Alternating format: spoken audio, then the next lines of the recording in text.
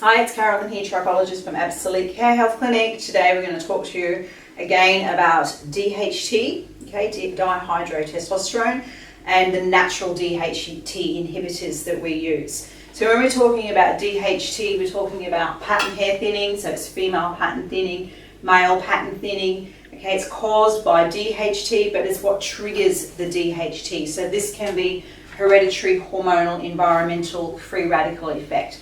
Key word here, free radical effect, okay? So it's one of those things can trigger your natural DHT. We all have DHT. It's responsible for our integumentary system, which is our skin system. It protects us and it's the trigger to the outside world. So it's essential. It is not a bad thing, but something triggers it and it will bind to the receptors here on the hair bowl, but only in the pattern thinning areas. That binding causes a gradual miniaturization. So here, remember, it is not hair loss. Okay, so most of the time people come to me thinking they have androgenetic alopecia, female pattern thinning, and it's not. It's actually a hair cycle problem. So correct diagnosis is the key. If you find there is a level of pattern thinning, first of all, remove the triggers. Okay, if it's hereditary, you can protect yourself, but it's a hereditary factor. Okay, if it's hormonal, environmental, free radical effect, you have lots of other choices. Okay, so free radical effect, the opposites of free radicals are antioxidants. Okay, my first step would be to diagnose correctly, and then I would go topical with antioxidants. Okay, so we prepare the scalp and we do not use any harmful ingredients, so we're not using free radicals.